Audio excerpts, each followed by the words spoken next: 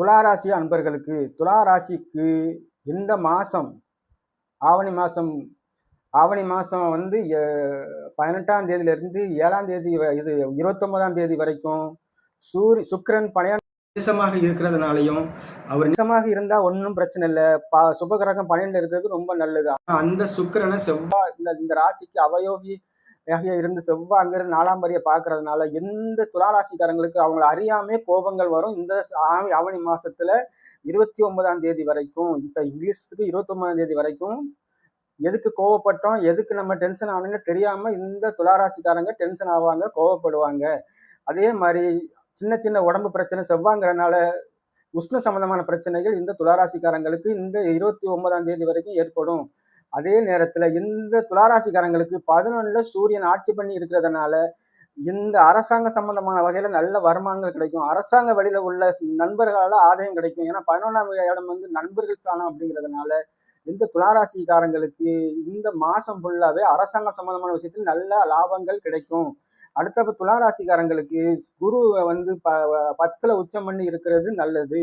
இந்த குரு உச்சம் பண்ணி நேரு 7ஆம் பார்வையை 4வது வீட்டையும் 9ஆம் பார்வையை 6ஆம் வீட்டையும் பார்க்கறதுனால 4ஆம் வீட்டுக்கு அதிபதி 6ல இருக்கிறது ஒரு வகையில நல்லதுனாலும் 6ஆம் வீட்டை குரு பார்க்கறது அவ்வளவு நல்ல அமைப்பு கிடையாது. எதிரிகளுடைய கரம் வலுக்கும் இவங்களுக்கு. அப்படிங்கும்போது ராசியாதிபதி நீசமாகி 6ஆம் வீட்டுக்கு அதிபதி உச்சமாக இருக்கிறதுனால இந்த துளாராசிக்காரங்களுக்கு 29ஆம் தேதி சுக்கிரன் சொந்த வீட்டுக்கு ஆட்சி பண்ண வர்ற வரைக்கும் நோய் எதிர்ப்பு கடன்கள் யார்கிட்டையும் அதிகமா கவனமாக பேசி பழகி இருக்கணும் அப்படிங்கிறதுல எந்த மாற்றமும் கிடையாது. அதனால துளாராசிக்காரங்க இந்த மாசம் 29ஆம் தேதி வரைக்கும் கவனமாக இருக்கிறது நல்லது. யாருக்கிட்டையும் அனாவசியமா வாக்குவார்த்தை கொடுக்காம, யாரையும் நம்பாம தான் உண்டு தான் வேலை உண்டு சொல்லி இருக்கிறது நல்லது. பார்ட்னர்கிட்டையும் முழு கவனமாக இருக்கிறது நல்லது. துளாராசிக்கு 9ல செவ்வாய் இருக்கிறது அவ்வளவு நல்ல அமைப்பு கிடையாது.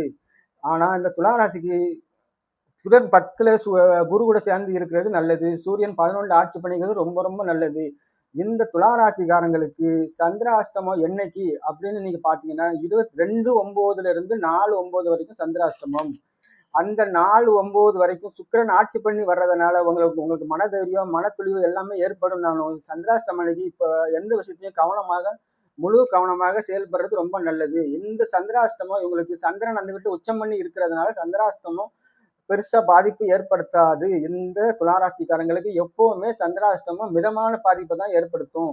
ஆனா இந்த மாசம் வர்ற சந்திராஷ்டமம் சூரியனுக்கு மறைஞ்சி சூரியனுக்கு வந்து தேய்பிரை சந்திரனாகி ஓரளவுக்கு அஷ்டமி நவமியை தாண்டி வந்ததுனால எந்த சந்திராஷ்டமும் துளாராசிக்காரங்களுக்கு தொழில் வகையில சின்ன சின்ன பிரச்சனையை கொடுக்கும். தண்ணி சம்பந்தமான தொழில் பண்றவங்களுக்கு, அரசு சம்பந்தமான தொழில் பண்றவங்க கவனமா தொழில் செய்யறது நல்லது. கடன் அதிகமா கொடுக்காம கடன் அதிகமா வாங்காம இருக்கிறது இந்த துளாராசிக்காரங்களுக்கு நல்லது.